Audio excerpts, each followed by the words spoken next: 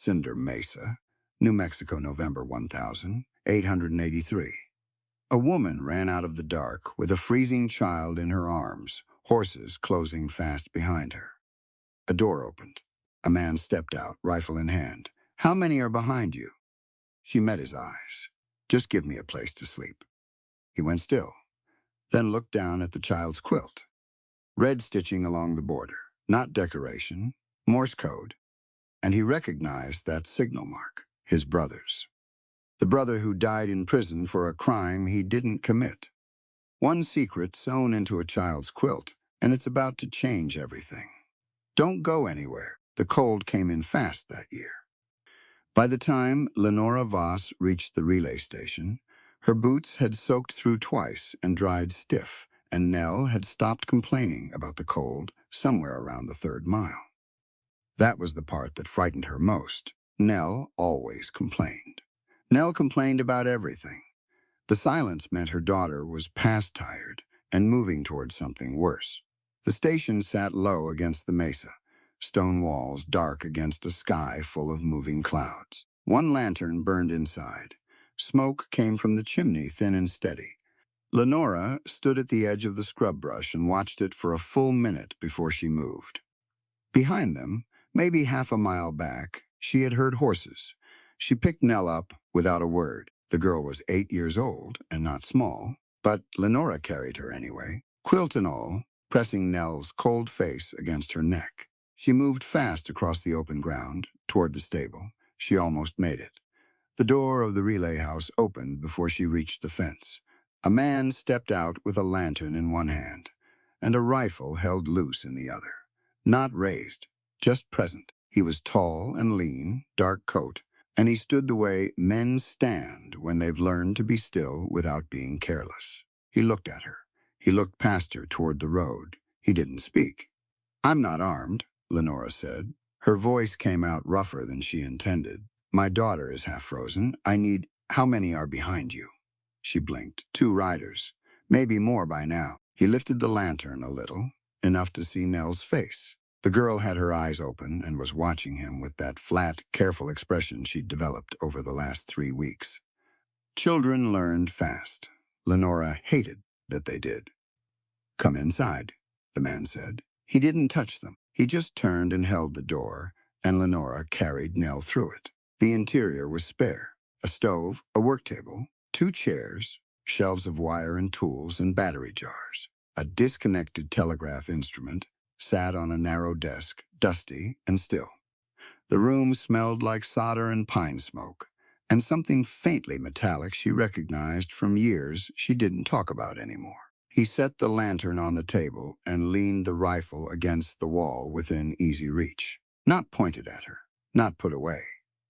"Sit," he said, nodding at the chair nearest the stove. Lenora sat down with Nell still in her arms. She could feel her daughter's fingers beginning to move again, picking at the edge of the blue quilt, and she exhaled slowly. "You the owner?" she asked. "Merritt Cole." She waited to see if he'd ask her name first. He didn't. "Lenora Voss?" she said. "This is Nell." Nell said nothing. She was watching Merritt Cole the way she watched everything now, cataloging him, deciding. Merritt Cole crouched down and added wood to the stove without making a production of it. He had a scar along his left cheek, pale against the cold-reddened skin, and his hands were the hands of someone who worked outdoors and worked with wire. There was a burn on his right thumb, similar to one Lenora had on 2 of her own fingers. She pulled her hand into her sleeve before he could notice. "The stagecoach," he said, still crouched, not looking at her. "Where'd it leave you?" There was a dispute. "About what?" "About whether a company agent had the right to separate my daughter from my luggage for inspection." She kept her voice level. "I chose not to find out what happened after that." He stood. He looked at her steadily for a moment, then walked to the window and checked the road. She watched his face in the reflection of the glass. Nothing moved in it. He was the kind of man who processed information quietly, which meant she couldn't tell yet what he was deciding. "You'll want to be gone by daylight," he said. "Yes, road east is passable until the wash. After that I can't say. I understand." He turned from the window. I run a relay station. I'm not a wayhouse, and I'm not a place where people with company trouble come to hide. I know that, then you know I can't involve myself. I know, Lenora said again. She kept her eyes on his. I'm not asking you to involve yourself. I'm not asking for your help, your money, or anything after morning. She paused. Nell had gone still in her arms. Outside, somewhere on the road, she heard the sound she'd been dreading. Hoofbeats, slow and searching. Just give me a place to sleep. I can work for it. I am not asking you for anything after morning. He was quiet for a moment that stretched. Then he walked to the narrow hall and opened a door at the back. There's a room through here, passenger room, not used in some time. There's a lamp. The flue draws a little slow, but it's sound. Lenora stood, her legs ached badly. She didn't let it show. Thank you, she said. I'll be at the front of the house. He said it without apology, and without any suggestion of what he meant by it. Just information. She appreciated that more than she could have explained. She carried Nell into the back room and set her on the narrow cot. The girl pulled the blue quilt up immediately, tucking it close, and Lenora smoothed it down and then sat on the edge of the mattress and listened. Boots on the front step. One knock. Merritt Cole's voice, steady and uninflected. Evening, a man's voice she didn't recognize. We're looking for a woman traveling with a child. Come off the San Aurelio stage. Goes by the name Voss. You seen her? A pause. No traveler's been admitted here under that name, Merritt said. Not a lie. Technically not a lie. She pressed her hand flat against the quilt and breathed. Stage driver said she got off near the junction. Junction's 3 miles south. I don't see everything that happens on the road. Another pause. She heard a horse shift its weight. Then the rider said something she couldn't make out, and Merritt answered with something short. And after another minute, the hoofbeats moved away. She sat in the dark room for a long time after that. Nell had fallen asleep almost immediately, the way exhausted children do, boneless and complete. Lenora watched her breathe. The quilt had slipped a little at the edge, the way it did, and the red border showed in the dim light from the gap under the door. Neat stitches, grouped and spaced, with a precision no decorative pattern required. She pulled the quilt straight, covered the border. It was another few minutes before she heard boots in the hallway again, not close. Just Merritt Cole, passing toward the front room, pausing, then stopping. She didn't hear him move away. She eased the door open an inch. He was standing in the hall with the lantern held low, and he was looking at something on the floor near the door. No, not the floor, her door. He was looking at the quilt edge that had come visible through the crack. She saw his face in the low light. He was not looking at it the way someone looks at a quilt. He was looking at it the way someone looks at a word they recognize, in a language they were told was dead. Lenora pulled the door shut. She sat back down on the cot's edge and put her hand over Nell's, and she thought very carefully about morning, about what roads were left, about whether she had made a mistake coming here. From the front room came a sound she recognized in her blood before her mind could name it. A click, a pause, another click, measured, irregular, unmistakable. She rose to her feet. The telegraph instrument in the front room was supposed to be disconnected. She had seen it herself. Dusty, still the wire unhooked from the binding post. But it was clicking, 3 short, 2 long. A pause. Then letters she could read without thinking, because she had been reading them since she was 9 years old. Return the woman and the quilt before dawn. She stood in the dark and listened to it repeat. Nell slept on beneath the red-stitched border, and outside the first hard freeze of the season, settled over Cinder Mesa. And Lenora Voss pressed her cold hands together and understood that morning was going to be more complicated than she'd planned. Merritt found the wire before sunrise. He'd traced it on his hands and knees along the baseboards, holding the lantern low, following the line from the back of the telegraph desk, through a gap in the mortar where an old drainage hole had been widened. Someone had done careful work. Not recent, either. The mortar around the edges had been sealed and painted over, then chipped clean again sometime in the last few weeks. He snipped it with his wire cutters and sat back on his heels and thought about that for a while. Then he put a pot of water on the stove and waited. Lenora came out of the passenger room at first light, already dressed, hair braided tight, Nell's hand in hers. She stopped when she saw him at the table. "The instrument was transmitting last night," he said. "I heard it. Someone ran a line under my floor without my knowledge." He set the wire cutters on the table between them. "I'd like to know if you expected that." She looked at the cutters, then at him. "No. Then I'd like your real name, and I'd like to know what's in the quilt." "My name is Lenora Voss. I gave you that last night." "That part, I believe." He poured 2 cups and pushed one toward her side of the table. "The quilt." She sat down. Nell climbed onto the bench beside her and pulled the cup toward herself instead, looking at Merritt over the rim with those watchful eyes. He let her keep it. "The border is decorative," Lenora said. "No, it isn't." She said nothing. He leaned forward. "Not aggressive, just direct. I'm not a company man.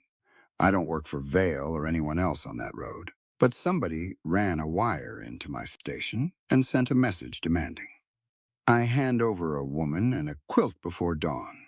And I need to understand what I'm standing in the middle of before I decide what to do about it." Lenora wrapped both hands around her cup. "You could still put us on the road. The road bridge is frozen. I checked this morning. It won't hold a loaded wagon. Then we'll walk." He studied her. "Those boots?" She didn't answer that. "I'll tell you my terms," he said. "One more day, because the road won't open until afternoon at the earliest. While you're here, no weapons in the passenger room I don't know about. No information withheld that puts Nell at risk." He paused. "And no lies that put me in a position I can't get out of." Lenora looked at him steadily. "And in return, I won't report you. I won't search your belongings. And when the road clears, I'll take you myself as far as the Ruiz Forge in San Aurelio. After that, I go where I choose. After that, you go where you choose," he agreed. She was quiet for a moment. Then she gave him a small nod, the kind that meant agreement rather than gratitude. He showed her where the spare firewood was stacked and where the water pump had to be primed before it would run. She listened to all of it without asking unnecessary questions, which he appreciated. Some people needed everything explained twice. She clearly didn't. He went out to the stable to check the horses. When he came back 20 minutes later, the stove was drawing clean, and the smoke that had been curling lazily around the pipe joint was gone. Lenora was replacing the flue cap with the flat end of a fireplace tool, making small adjustments until the draw was right. Nell was watching from the doorway, with her quilt around her shoulders like a cape. Merritt stood in the entrance and looked at the stove for a moment. "Flue was reversed," Lenora said without turning. "The baffle was seated wrong. It's been pooling smoke instead of pulling it. I know. I've been meaning to fix it. It's fixed now." He hung his coat.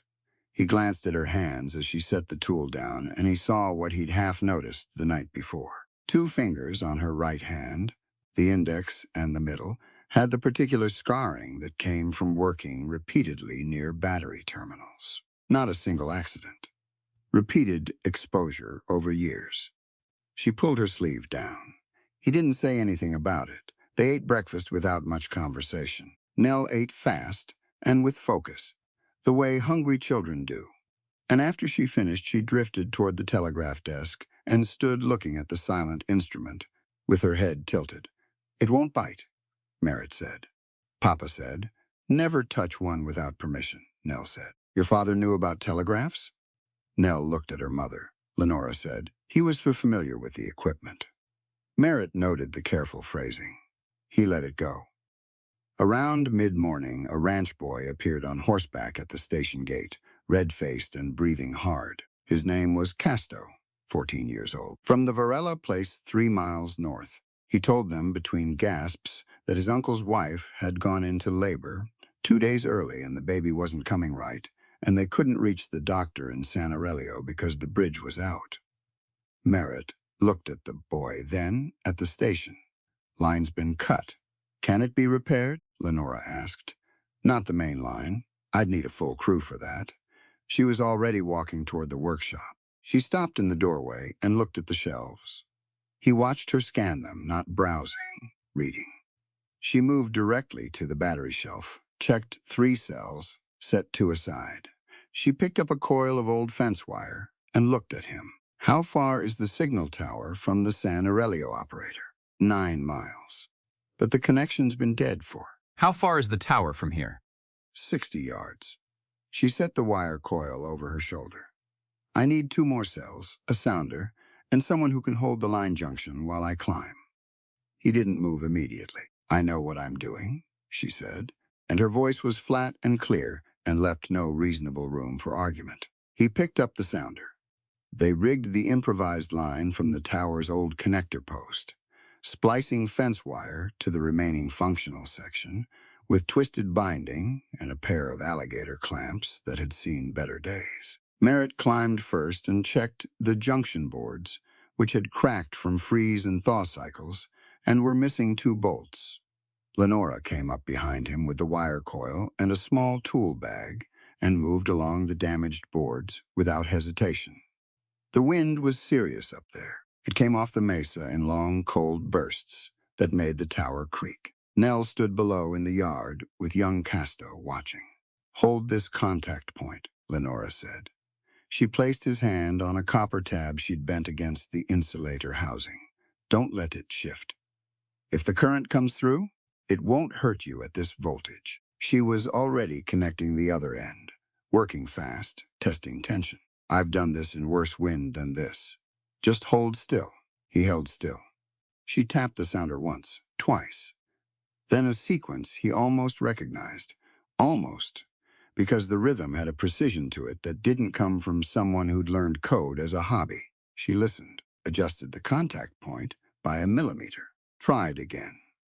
3 minutes later, someone in San Aurelio answered. She sent the request clearly and efficiently. A woman in labor, a difficult presentation, the Varela Ranch, and the Canado Trail that ran north of the washed-out bridge. The San Aurelio operator repeated it back.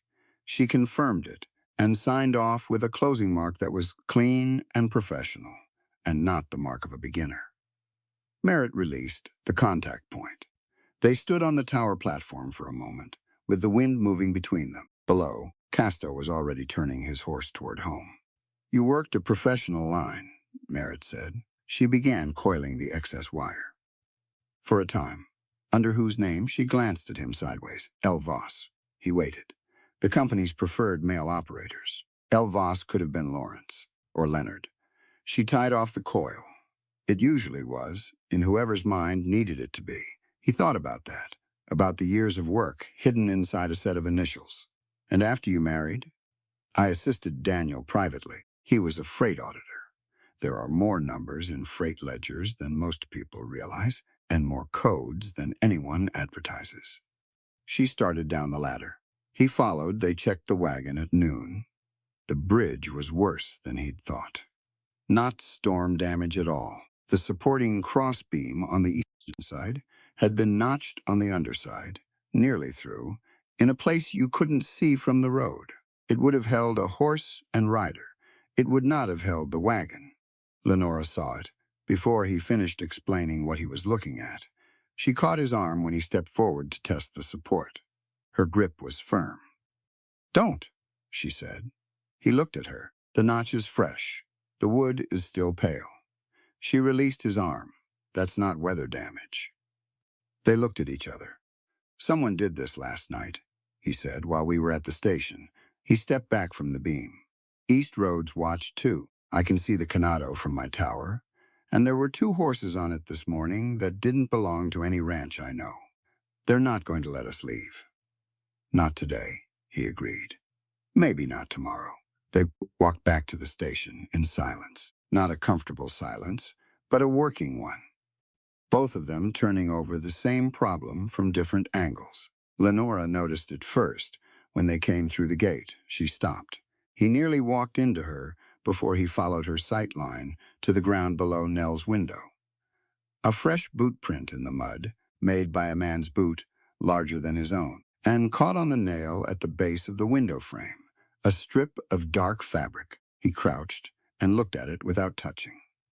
Black Mesa, Copper, and Freight Company. The cloth was the same color and weave as the company coats their agents wore. Someone had been standing outside Nell's window while they were at the bridge. Merritt stood up slowly. Inside the station, Nell was sitting at the telegraph desk, tapping a simple rhythm on the wooden edge with 2 fingers. Tap, tap, pause. Tap, tap, tap, tap. She didn't know what she was doing. Lenora stood in the doorway, watching her daughter, and her face had gone very still. The wind didn't let up all morning. It came off the high desert in long, flat gusts, throwing grit against the station windows and making the signal tower groan at its base. Merritt had been meaning to replace 2 of the bracing rods for months. He added it to the list of things. Vale's contract money had been supposed to cover and hadn't.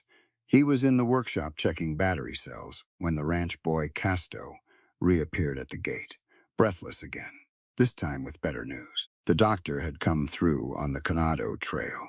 The baby had turned. The mother was resting. His uncle wanted to know if there was anything they needed from the Varela store. Merritt sent the boy home with thanks, and nothing else. He went back inside to find Nell sitting on the floor beside the telegraph desk, not touching anything, just listening to the wind in the wire outside. She had her father's rhythm in her fingers still. He'd watched her do it at breakfast. Tap, tap, pause. Tap, tap, tap, tap. She didn't know she was doing it. He sat down across the room and said, "Your father taught you that?"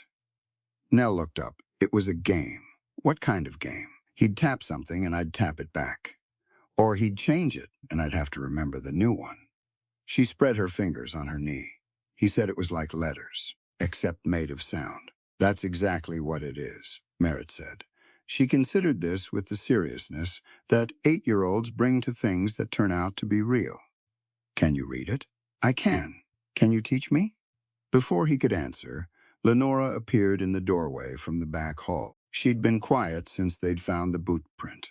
Not frightened quiet, thinking quiet. There was a difference, and he was starting to learn to read it. "I need to take another look at the main line connector," she said to Merritt. "The splice we made yesterday is holding, but the insulation on the secondary post is cracked. If the temperature drops again tonight, we'll lose the connection. I'll come up. I can manage the climb. I know you can. The board on the east side is loose. I should fix it while I'm up there anyway." She looked at him for a moment. Then she picked up her coat. They left Nell with a piece of wire and a lesson in simple knots, which she received with more enthusiasm than expected. The tower was worse in the wind. The loose board flexed under his weight, and he nailed it down while Lenora examined the insulation on the secondary post, peeling back the cracked rubber with a small tool and wrapping the exposed copper with a length of tarred cloth she'd found in the workshop. "Where did you work?" he asked. Not as interrogation, just conversation, which seemed like the right register up here, 60 feet off the ground with the mesa spread out below them. "Missouri, first. Then Kansas for 2 years. She kept her eyes on her work. There was a freight office in Abilene that ran a relay connection east. I was there the longest. And they never found out? They knew." She pulled the cloth tight. "The supervisor knew from the first month. He didn't care, as long as I was faster than the previous man, which I was. The company itself never asked." She tested the insulation with her thumb. There are ways of not asking questions when the answer is inconvenient. He handed her the pliers when she reached for them. She took them without looking up. "You knew an operator, someone specific. The way you listened when I sent that medical message yesterday." He was quiet a moment, "My brother Ephraim. He ran a relay post about 15 miles south of here. Ran, past tense. He died in territorial custody 6 years ago." She stopped working. Not dramatically. She just went still. "He was accused of abandoning his post," Merritt said. "There was a flood. A warning message didn't go through when it should have. 16 people died." He looked out over the mesa. The horizon was brown and gray and moving. "My sister was one of them. She waited. I testified at the inquiry. I told them Ephraim had seemed frightened in the days before the flood, that he'd been sending irregular messages, that I was worried about his stability. He said it plainly, without softening it. My testimony helped convict him. Lenora set down the pliers. Did you believe it was true at the time? He paused. I've had 6 years to decide whether that matters. She picked the pliers back up and finished wrapping the post. They were quiet for a while, just the wind and the creak of the wood beneath them, until Nell's voice floated up from the yard below, asking whether they were going to be up there all day. Coming down, Merritt called. Back in the workshop, Nell was waiting with her wire project and a question she'd apparently been saving. She held up the blue quilt, which she'd retrieved from the passenger room. Mama, she said, is the red part letters too? Lenora's face shifted, just slightly. Merritt looked at the quilt border. He'd seen it the night before. He'd thought about little else since. The groupings were too precise, the spacing too intentional.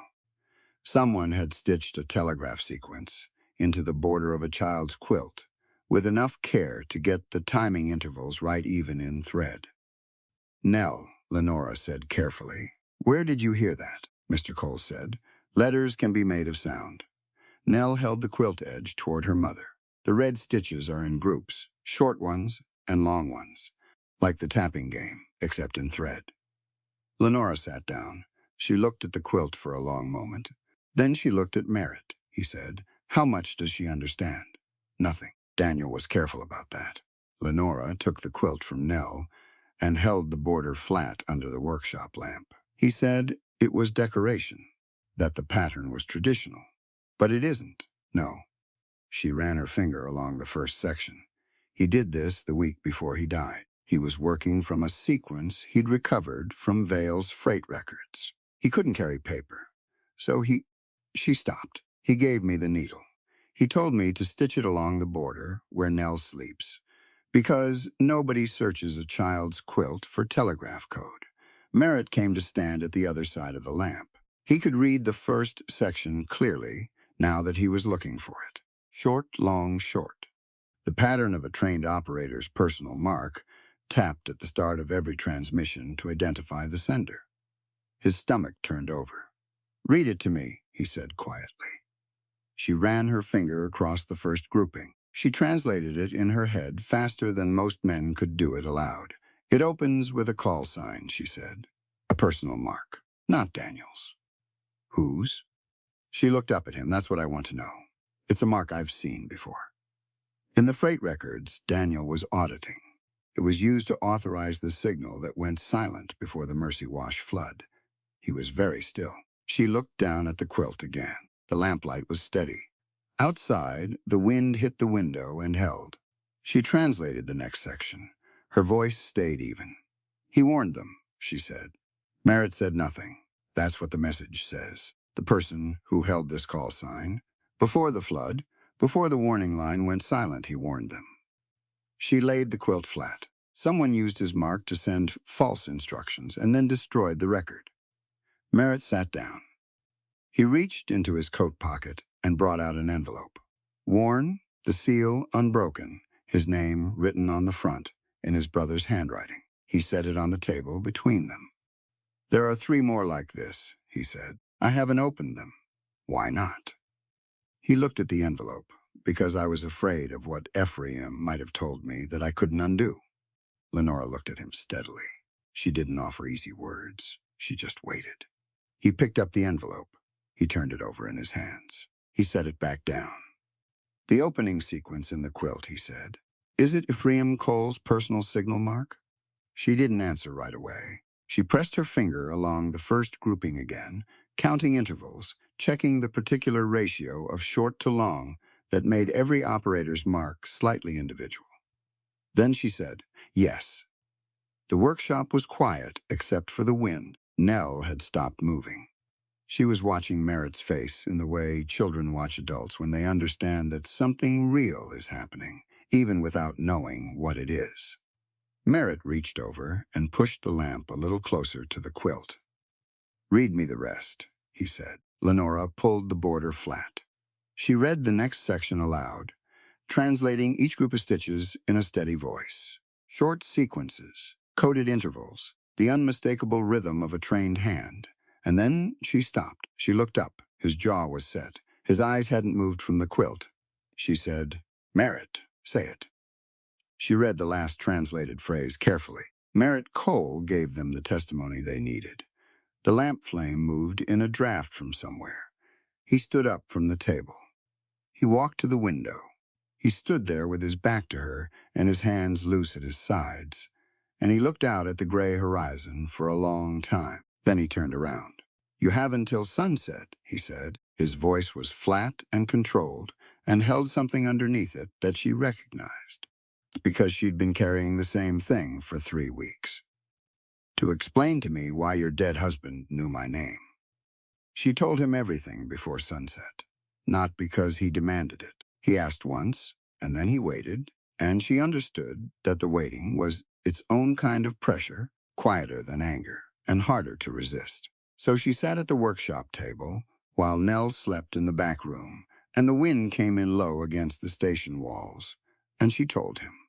Daniel Voss had been a freight auditor for 6 years. He was meticulous and patient and not particularly brave, which was why it had taken him 2 years to build the case he was building when he died. He'd found discrepancies in Vail's blasting records, expenditures that didn't match any listed construction project, supply requisitions signed under a call code that didn't belong to any registered operator.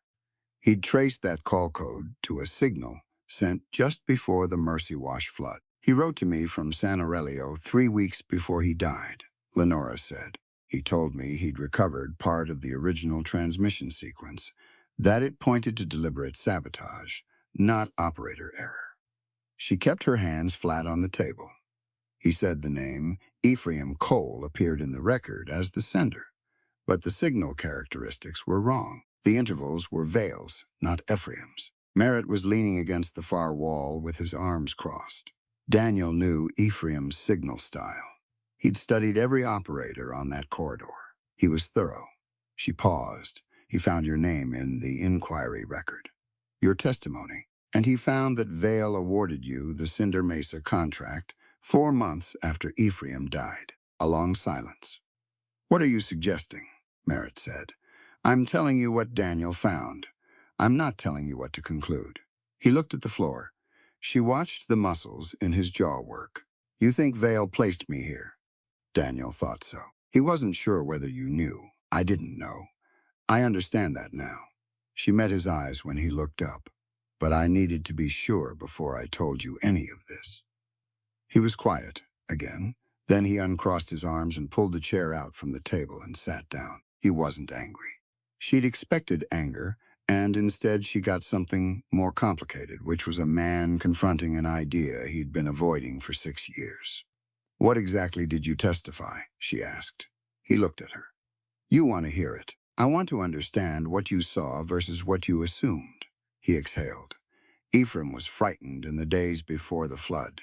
I saw that clearly. He wasn't sleeping. He made 2 errors in messages that week, transposed characters, which wasn't like him. When I asked him about it, he said he couldn't discuss it and I should trust him." He stopped. "I reported what I observed. I said he'd seemed unstable. I said he'd sent irregular messages." "Did you say you believed he'd abandoned his post?" I said. "I couldn't rule it out." Lenora was quiet, choosing her words carefully. A trained operator under duress transmits differently. Coercion produces irregular pauses. Watching your own signal being misused, under threat, produces exactly the pattern you describe. She kept her voice even. "You reported what you saw accurately. You didn't know what was causing it." He looked at her for a long moment. "That's a generous interpretation. It's an accurate one. There's a difference." She turned her cup in her hands.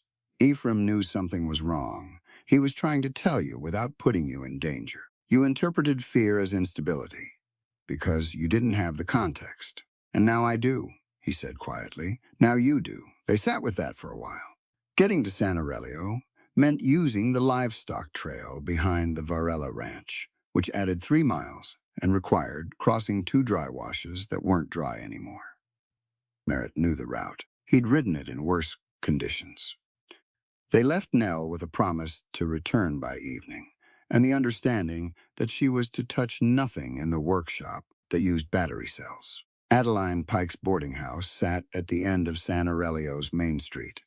3 stories of yellow adobe with green shutters and a cook's fire that ran from 4 in the morning until 10 at night. She met them at the door with the particular expression of a woman who had seen enough trouble to recognize it by its posture. "Lenora Voss," Lenore said. "I was a friend of Daniel's." Adeline looked at her for exactly 1 second, then at Merritt, then back. "Come in through the kitchen." She put Lenora in a chair by the cook's fire and Merritt at the small table in the back hall and brought them both coffee without asking. She was 56 years old and had fed half the territory at one point or another, and she moved through her kitchen with the efficiency of someone who had long since stopped wasting energy on unnecessary motion. "You're looking for Mateo Ruiz," she said to Merritt. "You knew we'd come. I knew someone would eventually." She refilled her own cup. "His forge is closed today. He's here." Mateo Ruiz came down from the second floor looking like a man who had been expecting bad news long enough that its arrival was almost a relief. He was broad through the shoulders, with a blacksmith's hands, and a scar along his forearm from a cable accident Merritt knew about because he'd been there when it happened. They'd worked together for 3 seasons before the flood. Mateo sat down and didn't say anything for a moment. Then he said, "I saw Vale's repair crew near the warning line 3 days before the water came through." The kitchen was very quiet. "I didn't report it," Mateo continued. "Vale had my brother enrolled in the company medical program. Lung damage from the copper dust. If I spoke against Vale, my brother lost access to the physician. He kept his eyes on the table. I told myself I wasn't certain what I'd seen, that the crew might have had a legitimate reason for being there." "Did you believe that?" Merritt asked. "No," he said it without hedging. "I knew what I saw. I chose my brother over 16 strangers, and one of those strangers was your sister." He looked at Merritt directly. "I've thought about that every day since." Merritt said nothing. Lenora watched his face and saw him absorb it without flinching. "Vale gave me the Cinder Mesa contract," Merritt said. Mateo nodded, slowly. "I thought it was his insurance, keep you close and guilty and isolated. He put me there to watch the abandoned line." Merritt's voice was flat. "In case anything surfaced. And something did," Lenora said. "Daniel." From the hallway outside the kitchen came a soft sound, a floorboard settling, or a boot on wood. Adeline's eyes moved to the hallway door and back. She stood up and opened it and looked out. The hall was empty. She came back and sat down. "Otis Beck was in the hall when you arrived. He sweeps the front steps on Tuesday mornings." She said it, matter-of-factly. "He works for Vale's station." Merritt stood. "He's a boy," Adeline said. 17. His mother lives in company housing. Before you do anything about him, remember that." Merritt sat back down. On the ride back to Cinder Mesa, Lenora was quiet until they reached the second wash crossing. The water was higher than it had been in the morning. Merritt guided the horses through, at the shallowest point, and she matched his pace without being told. "Vale gave you that contract because he believed guilt would keep you contained," she said when they reached the other bank. "He was right. For 6 years he was right. You maintained the station. You repaired the lines. You didn't involve yourself in anything." She looked at him sideways. "That isn't the same as helping him. It kept the territory quiet, which is what he needed." Merritt. She waited until he looked at her. "Daniel spent 2 years investigating a man with a freight empire and a private guard unit. He did it carefully and quietly, and it still got him killed. You maintaining one relay station in good faith did not cause any of that." He was quiet for the rest of the ride. Cinder Mesa looked the same as they'd left it. Smoke from the chimney, lantern light in the window, Nell's silhouette visible for a moment through the glass before she disappeared from view. They tied the horses and went inside. Nell was at the telegraph desk with one of Ephraim's unopened letters in her hands, looking at the handwriting on the front with the innocent curiosity of a child who doesn't yet understand what belongs to grief. Lenora started to reach for it. Merritt stopped her with a small gesture. He crossed to the desk and crouched to Nell's eye level. "That belonged to my brother," he said. "He sent it to me a long time ago." "Did you read it?" "Not yet." Nell considered this. "Why not?" "I was afraid of what he had to say." She handed it to him with both hands. Carefully, the way children hand over things they understand are important. He set it on the table beside the other envelopes. Lenora had moved to the back shelf to find her coat, and she paused with her hand on the fabric. There was a sealed envelope mixed in among Ephraim's letters that she didn't recognize. No name on the front. She turned it over. The flap had been opened at some point and resealed with plain wax. She brought it to the lamp. She eased the flap open. Inside was a single sheet. The handwriting was different from Ephraim's, denser and more hurried. But the letter itself was short, one sentence. She read it twice to be sure she had it right. She looked up at Merritt. "This isn't from Ephraim," she said. He came to look. She held the paper flat under the light so they could both read it. Merritt, "If the line goes silent again, look beneath Devil's Gate." They rode out before full light, just the two of them. Mateo had come back to the station the previous evening, quietly, without Vale's knowledge, and agreed to stay with Nell. He'd brought bread and a piece of cured pork from Adeline's kitchen and a look on his face that said he understood. This was the beginning of something he couldn't back out of once it started. The trail to Devil's Gate climbed northeast for 8 miles through scrub, juniper, and pale rock before the canyon opened up ahead of them. Merritt had ridden it twice before, both times in better weather. The sleet started at the 4th mile, coming in at an angle, and he pulled his collar up and kept moving. Lenora rode without complaint. She'd borrowed Merritt's spare canvas jacket, and her braid was dark with moisture by the time they reached the canyon rim, but her hands on the reins stayed steady. The gate itself was a narrow choke point in the rock, where 2 canyon walls came close together, and the old water diversion barrier sat above a natural drainage basin. The barrier was a company construction from 12 years earlier, built to redirect spring runoff away from the freight road. It was also, Merritt now understood, the structural point that controlled whether the basin water went east toward the freight road or west toward Mercy Wash. He pulled up at the canyon rim and looked down. "There," Lenora said quietly. He saw it at the same moment, running from the base of the barrier structure down along the East Canyon wall, following the natural crack in the rock face, a thin, dark line. Wire, insulated, stapled into the stone at 6-foot intervals, running toward a small access structure built into the cliff face. Blasting wire, he counted the staples he could see. A long run. This had taken time and crew and materials. This had not been done in a week. They found the access trail down by working along the rim until Lenora spotted where a horse had been tied repeatedly against a cedar post. The bark rubbed raw. The trail was narrow and partly hidden by a rock overhang, the kind of thing you'd miss unless you were looking for it specifically. They were halfway down when the sleet turned to something heavier, and the rock face to their left gave way. It happened fast. A section of the trail, undermined by water pooling in a crack, simply dropped. Merritt's horse lurched back, and he came off the saddle sideways. He caught the edge of the trail with one hand, and his shoulder hit the rock wall, and he felt something in it give with a white-hot jolt that took his breath away. Lenora was off her horse in a second. She didn't ask him if he was all right. She looked at the drop below, then at the overhang above, then at the old pulley system bolted into the cliff face beside them. A maintenance rig used for lowering equipment to the canyon floor. "Can you grip with that hand?" she asked. He tested it. "Yes." "Then help me thread this." She'd already freed the pulley rope, which was older than he'd have liked, but intact. She rigged a double loop around the nearest cedar root, tested it with her full weight, and then attached the rope end to his belt with 2 half hitches that were tied correctly and fast. "I've been lowered on worse," she said, though she wasn't talking to him specifically. More to herself, working through the problem. Go slow on the right shoulder. I'll take the rope, Lenora.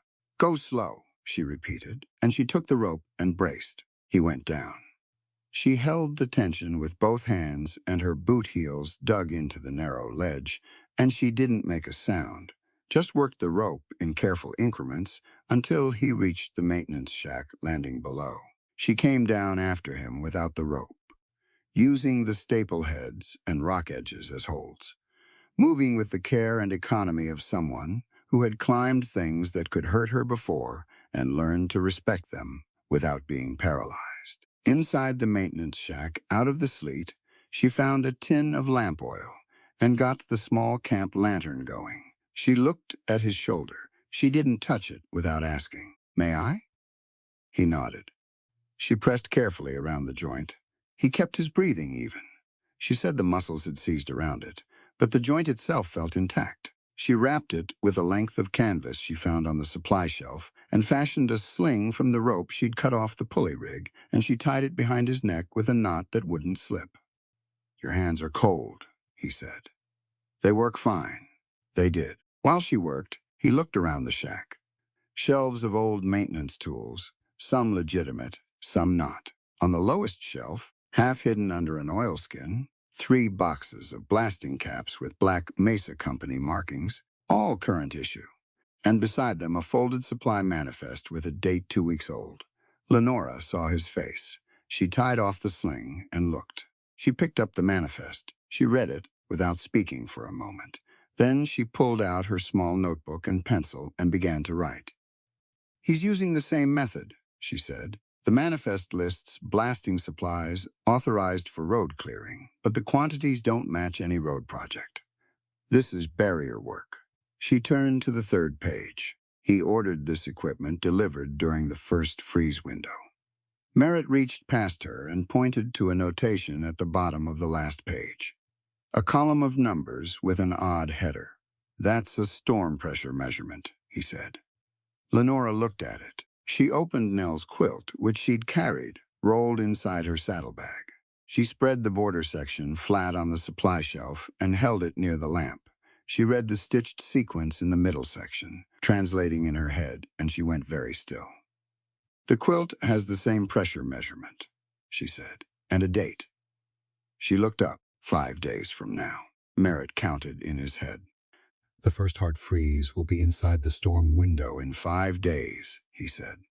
She nodded. "The barrier holds that much water, maybe more if the snowpack is heavy." She folded the quilt carefully. "Mercy Wash is downstream." "I know where Mercy Wash is." His voice was quiet. She looked at him. "This isn't just evidence of the past. He's going to do it again." They stood in the maintenance shack with sleet hitting the tin roof and the blasting wire running up the canyon wall outside, and neither of them said anything for a moment, because there wasn't much to say. Daniel Voss hadn't just found proof of an old crime. He'd found the blueprint for a new one. On the way back up, they heard a sound and stopped. 30 seconds later, a muffled percussion rolled through the rock from somewhere north, not close, but deliberate. A single test charge. They both knew what that was. "He's checking the circuit," Lenora said. "That's the south access sealed now," Merritt agreed. That was the easiest road into the gate. They pressed on. At the 3rd mile back, they found a shepherd family pinned on a ledge above the rising wash. Father, mother, 2 small children, 3 sheep that had jammed the trail and refused to move. The father's horse had gone lame. The wash below was running fast and brown and carrying branches. Merritt had 1 good arm and a rope. Lenora had the pulley knowledge from the shack. Between them, they rigged a line from his saddle horn to the ledge anchor, and the father crossed first, then the children in his arms, then the mother, then the sheep one at a time, while Lenora held the horse steady. By the time the last sheep reached solid ground, the rain had started in earnest. The father gripped Merritt's good hand. "God bless you both." Merritt nodded. He didn't correct the assumption that they were together. Lenora noticed that. When they rode the last mile back to the station, the mountains behind them were solid gray, and the wash that ran under the Cinder Mesa fence line had water in it for the first time since spring, Lenora said. I'm not going east. I was going to, she said. Even after the quilt. Even after Ephraim's letters. I told myself it wasn't my fight anymore, that Daniel made his choice and I'd made mine. She looked at the mountains. But there are people in Mercy Wash who don't know what's coming. And I have the code. If you stay, Vale will find out. He probably already suspects. I know that. The risk to Nell is something I'm weighing. She turned to face him directly. I'm not asking for your permission. I'm telling you what I've decided. He was quiet for a long moment. Then he said, I have tools, 2 remaining horses after the storm, and enough battery cells for a full transmission if we can restore a second relay point. He held her gaze. Cinder Mesa and everything in it are committed to this. She nodded once. They came through the station gate in the fading afternoon, and Merritt saw the smoke rising from the hay barn before they were halfway across the yard. Not chimney smoke. Wrong color, wrong location. He kicked his horse forward. He hit the barn door with his good shoulder, and the door gave and smoke poured out over him, thick and black and bitter. He could see the hay on the left wall already gone, and the right wall burning fast. Mateo's voice came from inside somewhere. Then Nell's. He found them in the stone telegraph room at the back of the barn, a room he'd always thought was uselessly heavy in its construction. Mateo had a burn on his forearm, and Nell was pressed against his side, with her face turned away from the smoke. She was still holding the quilt. Lenora was inside the barn before Merritt could tell her to wait. She came out with Nell in less than a minute. They stood in the yard and watched the hay burn, and there was nothing to do about it. The stone walls would hold. The roof wouldn't. One horse screamed from the far stall, and Merritt went back in for it. Good shoulder or not, because he would not leave it in there. He brought the horse out. It was Vale's branded horse, which had been left at the station as payment for a repair contract 2 months earlier. He stood in the yard holding the lead rope and looking at the company mark on the horse's flank. He just saved it anyway. Nell coughed smoke from her lungs, and Lenora held her and looked at Merritt over the top of her daughter's head. Not asking anything, just seeing what he did with it. He took the horse to the far paddock and gave it water. In the gray morning light, everything was ash and stone, and the smell of burned feed, and the telegraph station nail that held the stable door shut had something new on it. A note. Lenora read it first. Then she held it out. Bring the quilt to the old smelter tomorrow night, or the child will be taken before sunset. The stone telegraph room had survived because Merritt built it to survive. 3 walls of double-laid rock, a metal door, a floor that didn't burn. He'd put it together that way 8 years ago without knowing exactly why. Just a signalman's instinct about what mattered most in a relay station now. He understood. They spent the first hour pulling anything salvageable from the ruin. The batteries were smashed, 6 of the 8 cells cracked open, and the acid already eating into the wood floor. The wagon harness had burned through, 1 horse dead in the far stall, which Merritt handled quietly and alone. Most of the winter feed gone. Mateo wrapped his burned arm with cloth from Adeline's kit and worked beside Merritt without being asked, moving debris, clearing the doorframe, stacking the tools that hadn't warped. He didn't apologize for not preventing it. There was nothing he could have done. He'd had Nell in that stone room, with the door shut before the rear wall caught, which was the right call, and they both knew it. Nell sat on the fence rail with the quilt around her shoulders and watched the grown-ups work. Vale arrived at mid-morning. He came with 2 riders and no visible weapons, and an expression of such practiced concern that Lenora had to look away from it. Or she was going to say something that would make things worse. He was a compact man, neat in his dress, with the particular confidence of someone accustomed to being the most powerful person in any room. He stood in the yard and looked at the burned barn and shook his head slowly. Terrible thing, he said. These accidents happen faster than anyone expects. Merritt said nothing, Vale produced a folded document from his coat. He extended it toward Merritt with the manner of a man performing an unfortunate duty. I'm afraid the unauthorized transmission activity from this station creates a contractual problem.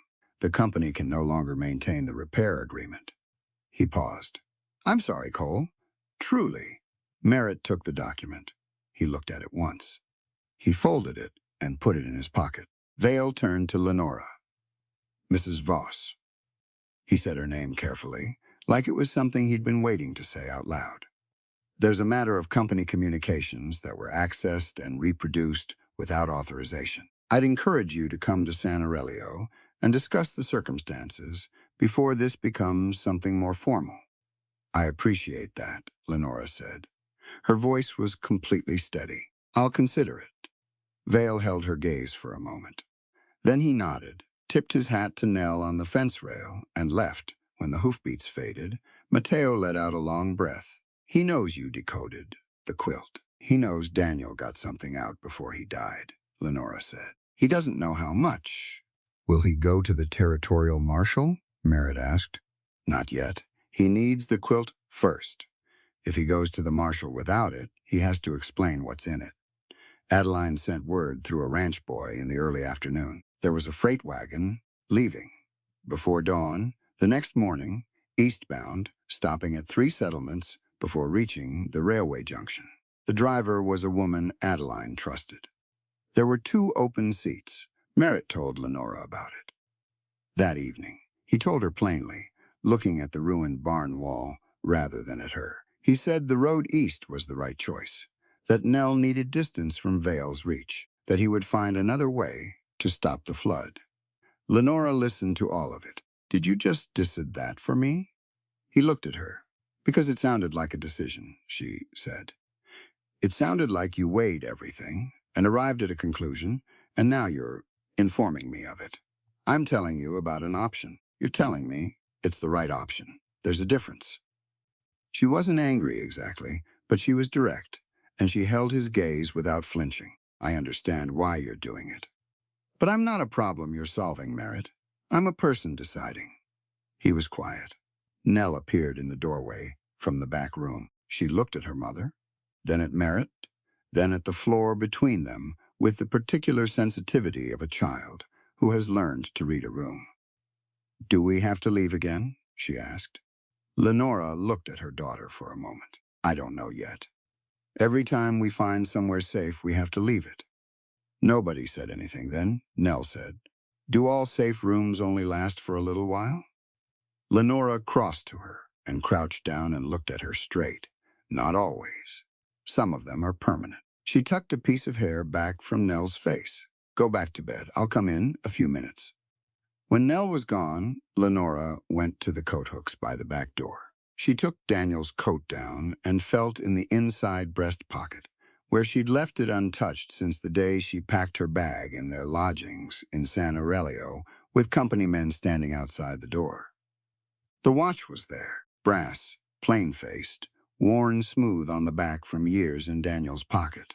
She'd carried it out of habit, or grief, or because leaving it felt like leaving the last version of him that was still intact. She turned it over. On the back, barely visible unless you knew to look, was a small recess around the winding crown. She pressed the crown sideways instead of turning it. It clicked. A second crown extended from the opposite side of the case. Not a watch part, a key, shaped for a very specific and obsolete relay box lock. She stared at it. Merritt came to look. She held the watch under the lamp and turned the secondary crown against her palm. A relay box key. She'd seen the box style exactly once, in a cable routing station outside Abilene. The company had phased them out a decade ago, but the locking mechanism was distinctive. Vale's private network, she said. Daniel found the secondary line. He had the key. She looked up. He put it in the watch so it would travel with me without anyone knowing what it was. Can you find the box? If Otis's tapping schedule is accurate, and if the secondary line runs through the smelter the way I think it does, then yes. She closed her hand around the watch. I can find it. She looked at Merritt directly. I'm not getting on that wagon, she said. He held her gaze, and this time he didn't argue because he was beginning to understand the difference between protecting someone and accepting who they were. "Then I'll get what's left of the battery cells," he said. She gave him the small nod that meant agreement. In the morning, nailed to the burned stable door, where the old note had been, they found a new one. "Bring the quilt to the old smelter tomorrow night, or the child will be taken before sunset." Same words. A reminder, Vale making sure they'd understood the first time. Lenora read it twice. Then she folded it and put it in her pocket beside the watch. Merritt's plan was straightforward and wrong in one important way. He'd found a piece of canvas large enough to approximate the quilt's dimensions. He'd spent an hour that morning stitching a rough red border along the edge with whatever thread was in the station's mending kit. It didn't look exactly right up close, but at night, at distance, inside the smelter, he thought it might hold long enough. He intended to take it in alone. Lenora found out when she came into the workshop and saw the false quilt on the table and Merritt checking his revolver. She looked at the quilt. She looked at him. "You were going in without telling me," she said. "I was going to tell you." "When? On your way out the door?" She didn't raise her voice. She didn't need to. "You spent 2 days telling me you respect my right to make decisions, and now you've made one that affects all of us without asking." He set the revolver down. "If I go alone, you and Nell can still reach Adeline's before dawn. You'd be clear of the exchange. And if something goes wrong, we lose the only person who knows where the blasting wire runs." He opened his mouth. "That's not sentiment," she said. "That's strategy. You can't be the only person with that knowledge and also be the one walking into the smelter." He was quiet for a moment. Then he said, "I've watched one person I trusted walk into a situation I didn't understand and not come back. I don't want to do that again." She looked at him. "Is that what this is about?" He picked up the revolver again, put it back in the holster. Ephraim walked into his posting the morning of the flood. I watched him go. I didn't follow because I thought he needed to handle his responsibilities. He paused. "I've spent 6 years learning what that decision cost." "You didn't know," she said. "I know that. Then hear me." She waited until he looked at her. "Guilt doesn't give you the right to make decisions for the people around you, even protective ones, even ones that might work." She sat down across from him. "What happened to Ephraim was Vale's doing. You can be sorry for your testimony without turning that sorrow into control." He sat with that. After a long moment, he said, "I nearly destroyed the letters when Ephraim first sent them." She waited. "I was afraid they'd tell me he knew what was coming and tried to reach me, and I didn't answer in time." He looked at the table. "I was more afraid of that than of not knowing." "I understand that." She was quiet for a second. "I nearly burned the quilt the night after Daniel died. I sat by the stove in our lodgings with the quilt in my hands, and I thought about how much simpler it would be to just let it go." "Why didn't you?" "Because Daniel was meticulous," she said. "He didn't do anything without reason. He put that coat in the quilt because he believed I could read it. He was trusting me with it, not telling me what to do." She looked at her hands. "I couldn't throw away the last thing he trusted me to carry." Merritt reached into his coat and produced the remaining sealed letters. He set them on the table. He opened the first one. Ephraim's handwriting was smaller than Merritt's, cramped and fast, the writing of someone who spent most of their time transmitting rather than composing. Read it without speaking. Then he set it down and read the second. The third one was short. "Half a page." Merritt read it and stopped in the middle and didn't move for a moment. Lenora waited. "He knew Vale was using his mark," Merritt said. "He says it here. He says he discovered it 2 days before the flood. That Vale's operator had reproduced his signal identity and was using it to issue instructions on the line." He kept his eyes on the letter. "He says he tried to tell me without putting me in Vale's way, that he was frightened of what Vale would do if he realized Ephraim had figured it out. He was protecting you," Lenora said quietly. "He died protecting me." Merritt set the letter down, "and I testified that he seemed frightened and unstable. He exhaled, because he was terrified. And I read it as guilt instead of fear. She didn't offer comfort. He didn't want it, and it wouldn't have served him. She let him sit with it for a minute. Then she said, "He wrote that letter knowing you might not open it for years. He wrote it anyway. That means he believed you'd eventually understand."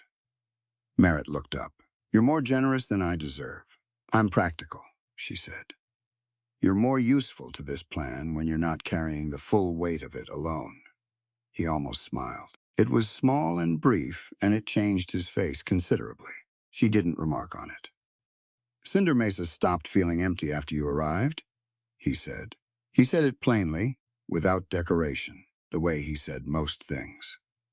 "I don't say that to make your decision harder. I'm saying it because you've been honest with me, and I owe you the same." She looked at him for a moment. Then she leaned across the table and kissed him once. Brief, but not uncertain. She sat back. "That can't be a promise," she said. "Not while Nell is in danger." "I know, but I heard you." She stood and picked up the false quilt from the table. "Now, tell me the smelter's layout, and we'll figure this out together," he told her. They worked through the plan for an hour, moving pieces around the table, like a signal routing problem, which in some ways it was. Lenora would take Nell to Adeline's by the livestock trail. Merritt would carry the false quilt. Mateo would hold the horses at the south access. They were ready by late afternoon.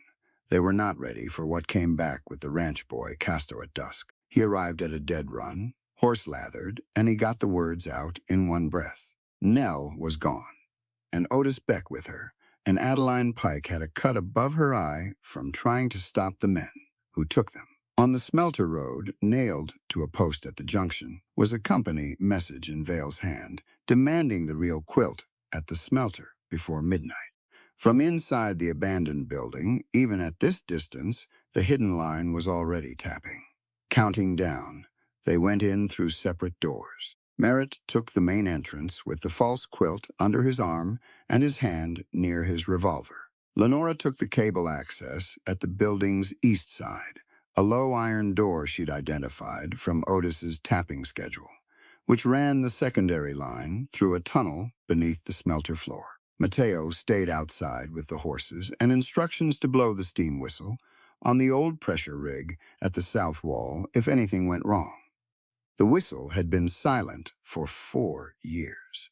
Mateo had spent 20 minutes that afternoon determining it still worked. The smelter smelled like char and old copper, and something chemical underneath, the residue of years of processing work that had soaked into the stone itself. Lenora moved through the cable tunnel on her hands and knees with a small lamp, following the line by touch, where the ceiling dropped too low for light.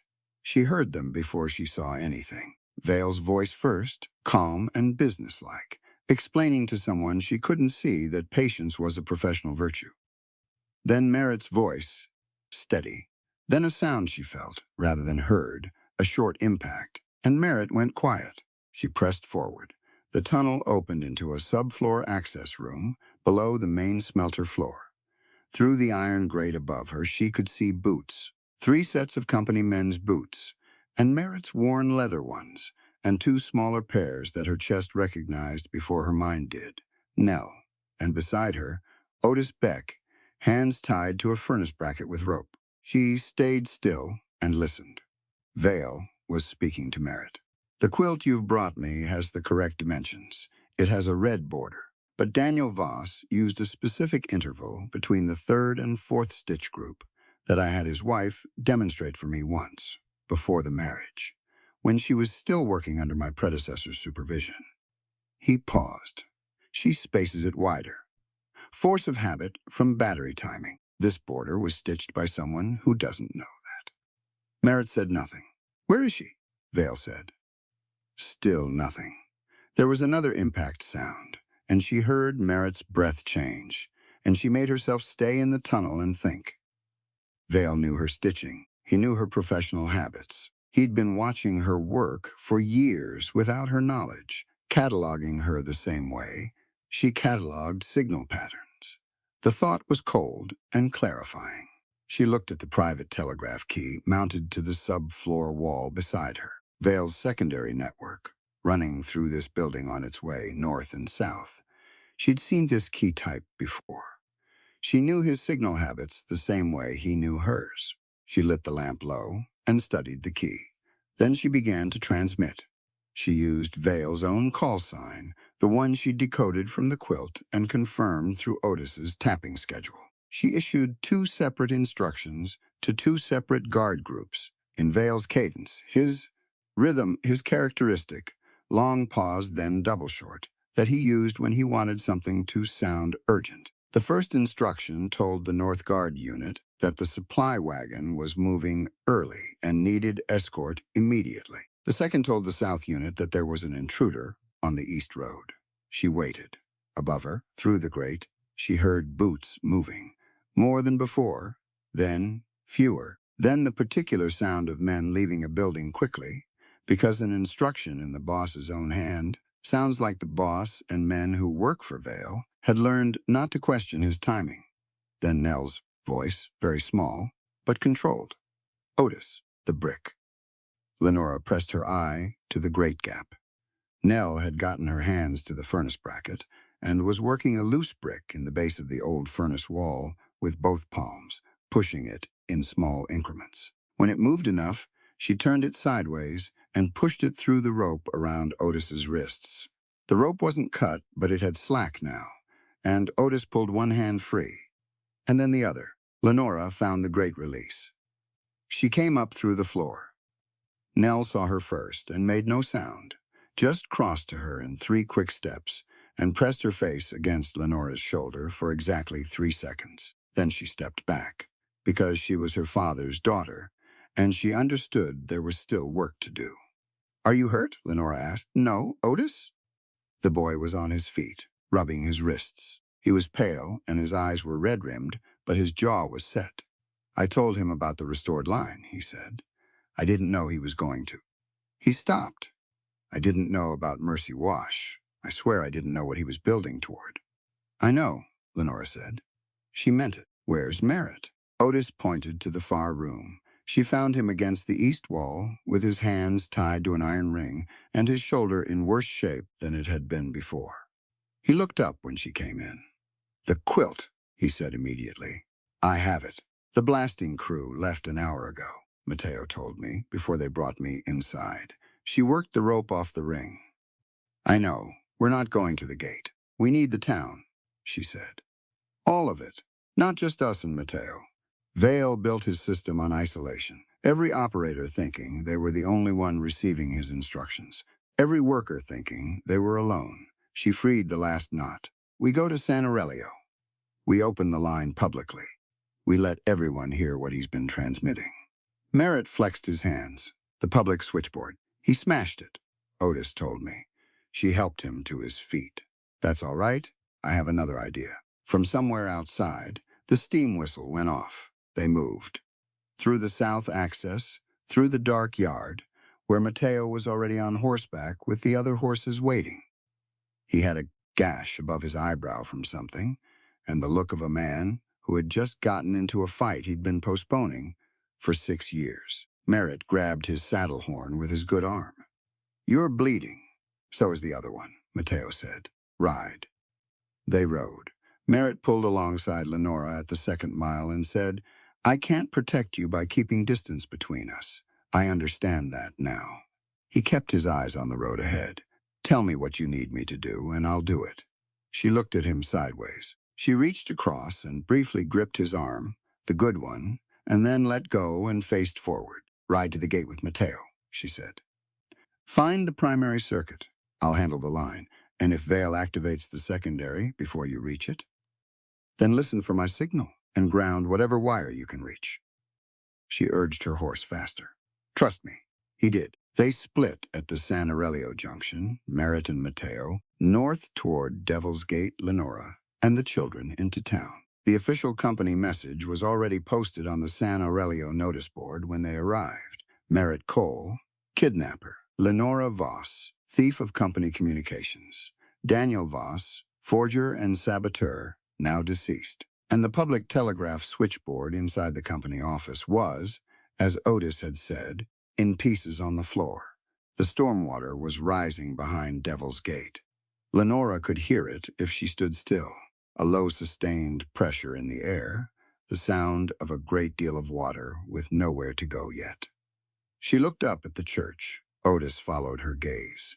The bell wire, he said. He'd figured it out before she said it, which meant he was going to be useful. It runs from the tower to the sacristy and back up. Copper. Clean line. How much wire is in the tower room? Enough. He was already moving. She ran after him with the quilt under her arm, and Nell right behind her. And behind them, through the storm-dark streets, people were beginning to come out of their houses to see what the noise was. Lenora looked back at them. Then she looked at the church tower. She had less than an hour.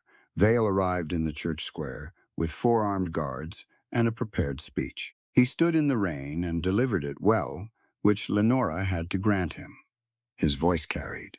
He was practiced at being heard in open spaces. He called her unstable. He called Merritt dangerous. He named Daniel's death a tragic consequence of a troubled man's reckless investigation. People listened. Some of them believed it. Most of them were uncertain, which was what Vale needed. Uncertainty kept people still. Adeline Pike walked out of the crowd and stood beside Lenora and said nothing. She had a cloth pressed to the cut above her eye, and her expression was the expression of a woman who had made her decision and intended to stand in it. Vale looked at Adeline. "Mrs. Pike, I'd encourage you not to." "I'd encourage you to let her speak," Adeline said. Vale smiled patiently. "Mrs. Voss is a grieving widow who has been through a terrible ordeal. Anything she says tonight should be understood in that light." Lenora let him finish. Then she said, "I'm not going to make a speech." Vale blinked. "I'm going to build something," she said. She went into the church. What she had: church bell wire, copper, good gauge, battery jars from the doctor's supply cabinet, 4 of them. Which doctor? Reyes surrendered without hesitation when Otis explained what the rising water behind Devil's Gate meant for Mercy Wash. A sounder she'd reconstructed from the church's old alarm mechanism, and sewing needles from Adeline's kit, bent and fitted to contact points. And the relay box from Vale's secondary line, opened now with Daniel's key, the small brass key that had ridden in a watch for 3 weeks, waiting for this specific lock. Nell placed the quilt on the church table without being asked. Lenora explained the red stitching to the room while she worked. She didn't lecture. She pointed and translated in plain language. These groups of stitches are short and long intervals. This is how telegraph code works. This sequence at the opening is a person's professional signature, the mark they use to identify themselves on the line. This signature belongs to Ephraim Cole. She heard people in the room repeating the name to each other. She connected the last battery jar. She tested the circuit with a tap. The sounder clicked once, clean, and she adjusted the contact and tapped again. Then she sent Vale's private call sign over the open line. The room was completely quiet. 3 seconds passed.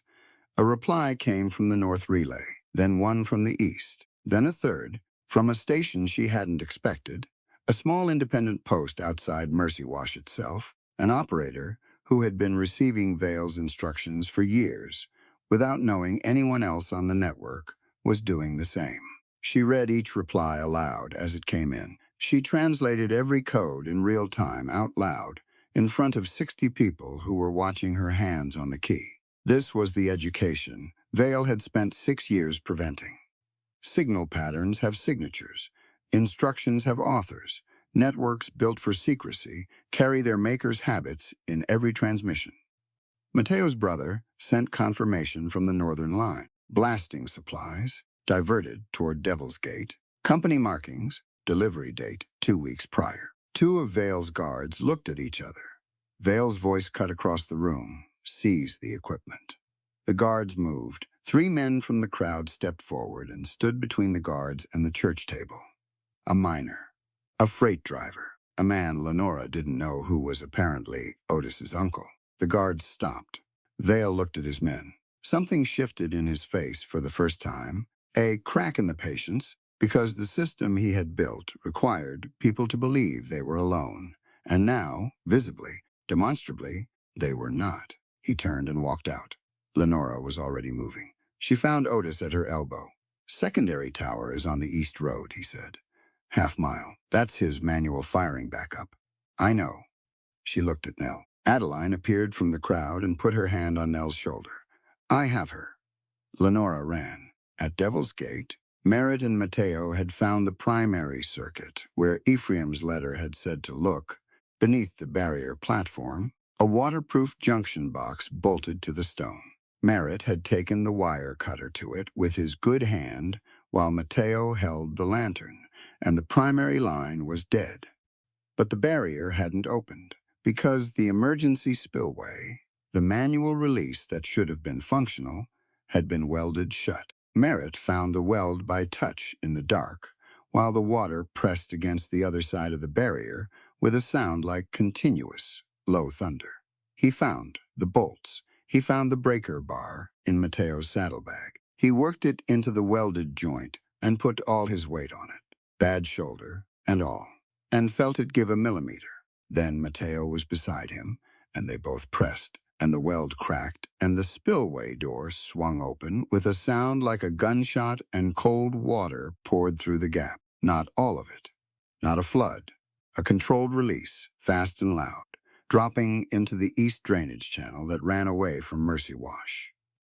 The pressure behind the barrier dropped. Then, from somewhere above them on the canyon rim, the secondary line activated. Lenora heard the firing rhythm through the church sounder before she'd reached the East Road Tower, and she understood it immediately because she'd decoded it from the quilt 3 days ago. Vale had designed it to be irreversible once started, a sequence of intervals that charged the detonation circuit incrementally. She reached the tower at a run with Otis 30 feet behind her. Vale was at the top. She didn't stop. She went up the ladder with the firing wire in her hand, the wire she'd pulled from the secondary relay box, the free end of the circuit that connected Vale's transmitter to the blasting caps at the barrier. Vale turned when she reached the platform. He had the transmitter key under his hand and 3 intervals of the sequence already sent. You'll stop this now, he said, or I'll finish it. She looked at him. At the transmitter. At the iron grounding rod beside the tower's lightning protection system, wet from rain. She wrapped the free end of the firing wire around the grounding rod.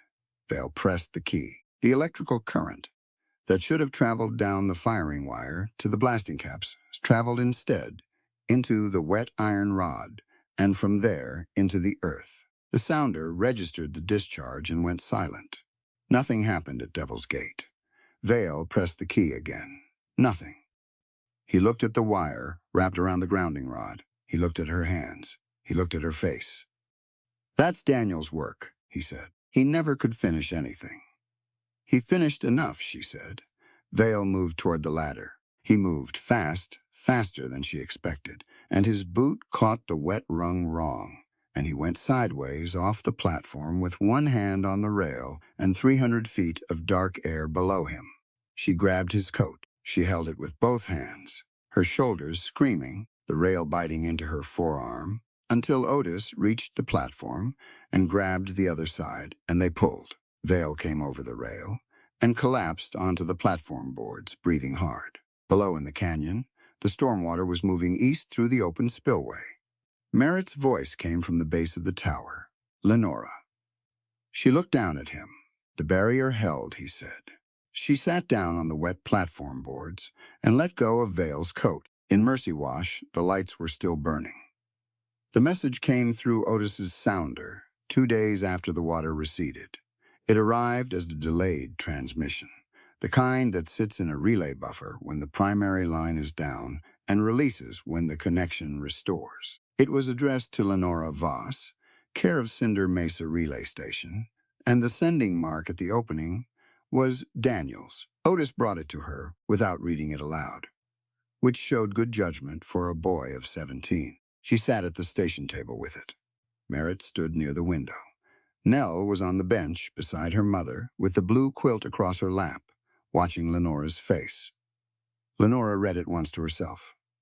Then she read it aloud. Daniel's message said that the code was always hers to use or keep, that he had built it in a form only she could read because he trusted her judgment above his own in matters of timing and risk. He said he was sorry for the night they argued, and that he hoped she understood what he hadn't been able to say then, that staying silent would have made him someone their daughter couldn't respect. The last line read, "If you are hearing this, you finished what I could not." Nell put her hand over her mother's. Merritt stayed by the window. He didn't speak, because some things don't need a comment, and he was learning to distinguish between them. After a while, Lenora folded the message carefully and put it in her coat pocket beside the watch.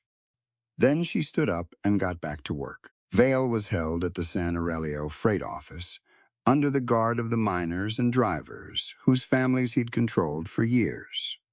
No courtroom came quickly to the territory, but the operators who'd worked his private network began releasing the intercepted messages one by one, and the freight drivers who'd delivered blasting materials under falsified manifests gave their statements to the territorial record keeper, and the company's credit lines in 3 settlements were suspended pending review.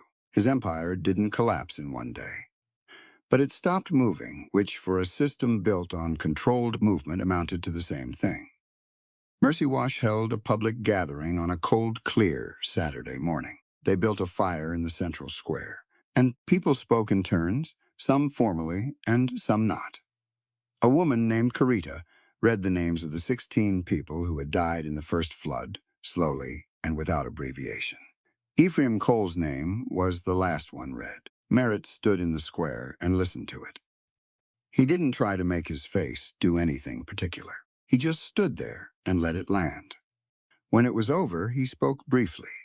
He said he'd testified at the original inquiry with honest information and incomplete understanding. He said those were different failures, and he'd spent 6 years confusing them. He said Ephraim had tried to warn him, and he hadn't known how to hear it. He didn't ask for absolution.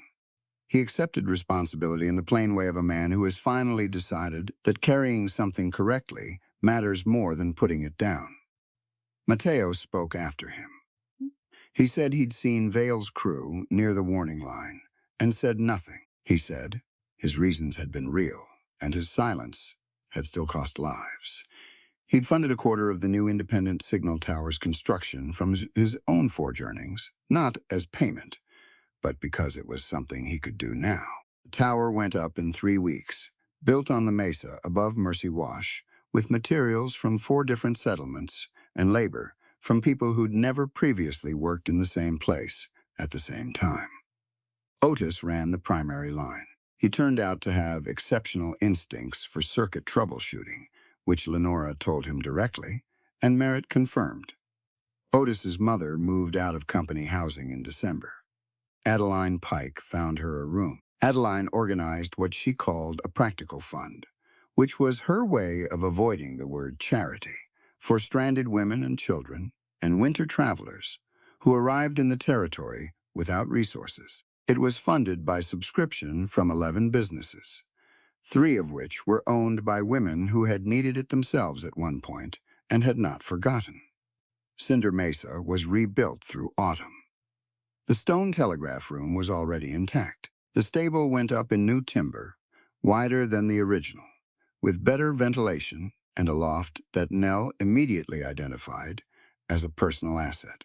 The passenger rooms were cleaned and fitted with proper beds and a shared stove. The signal tower's damaged boards were replaced.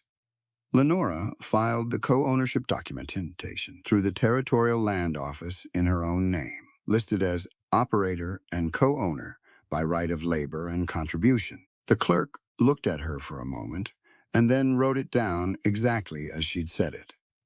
On the day the documentation came back confirmed, Merritt brought it to her at the signal table where she was running the morning weather transmission. He set it beside the sounder without interrupting her. She finished the transmission, signed off, and picked up the papers. She read through them. She set them down. Nell chose the room overlooking the stable, she said. I know. She told me yesterday, she said. The loft smells like hay, and she can hear the horses through the floor. I can add insulation if she likes it, Lenora said. He sat down across from her. He reached into his coat and set Daniel's brass watch on the table between them. He'd had it for a week, quietly, and she'd noticed its absence without asking. The watch looked different now, cleaner, the crystal replaced. The back engraving, worn almost invisible from years of handling, had been carefully deepened again by someone with a fine tool. She picked it up. She turned it over. The secondary crown was still there, always would be. But the back now read cleanly, DV and LV, the work continues. She looked up at him. I asked Matteo to re-engrave it, he said. If that was wrong, It wasn't wrong. He folded his hands on the table. Lenora, you and Nell may stay here as long as you choose. Every morning that choice is yours. That won't change. I know that. I want to build something here with you. Not because you need shelter and I have walls. Because you're the most capable person I've worked beside in my life, and I don't want to work beside anyone else. He paused. That's what I want. You should know what it is so you can decide. She looked at him for a moment. The signal key sat between them on the table, quiet, waiting, the way all lines wait between transmissions. She said, when I came to this door, I thought one safe night was the most I could reasonably ask for. I had worked out, carefully, why more than that wasn't possible. She turned the watch in her hands. I was wrong about that. Yes? I'm staying, she said. I'm choosing it, not because there's nowhere else, or because you've been kind, because this is where I want to build. She met his eyes. That's what you should know so you understand what it means. He reached across the table and put his hand over hers, the hand holding the watch, and she turned her hand over and held his. They stayed like that while the sounder clicked through a weather report from the North Station, low pressure moving south, clear skies following. That evening, a family arrived at the Cinder Mesa gate. Father, mother, 3 children, 1 horse between them, the father's coat inadequate for the temperature, and the children's faces, showing the particular blank exhaustion that Lenora recognized from a mirror 3 weeks prior. They stopped at the gate, uncertain whether to knock. Lenora opened the door before they reached it. Come in, she said. There's room and there's heat, and you don't owe us anything for tonight. The mother looked at her. The particular look of someone being offered something they've stopped believing in. Just like that, the woman said. Just like that, Lenora said. Inside, Nell was already moving the bench to make room at the table. Merritt was adding wood to the stove without being asked. The signal key on the desk clicked once, a weather station to the east confirming clear passage, and through the window the first snow of real winter was coming down soft and steady over the mesa. The blue quilt lay across Nell's chosen bed in the room overlooking the stable. The red stitched border caught the lamplight, visible and unhidden, exactly what it was. A coded message in a dead man's careful hand. A mother's survival. A child's inheritance. A record that the truth had been worth carrying. Lenora set Daniel's watch on the signal table where she would see it every morning. Then she sat down beside Merritt and they went back to work. And outside the snow kept falling, and the door of Cinder Mesa Relay Station stayed open for whoever needed to come through it next. There's a moment near the end of this story that I keep coming back to.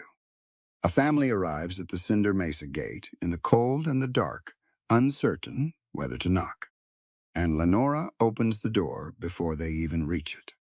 She doesn't ask who they are or what they owe. She just says, come in. There's room, there's heat. You don't owe us anything for tonight.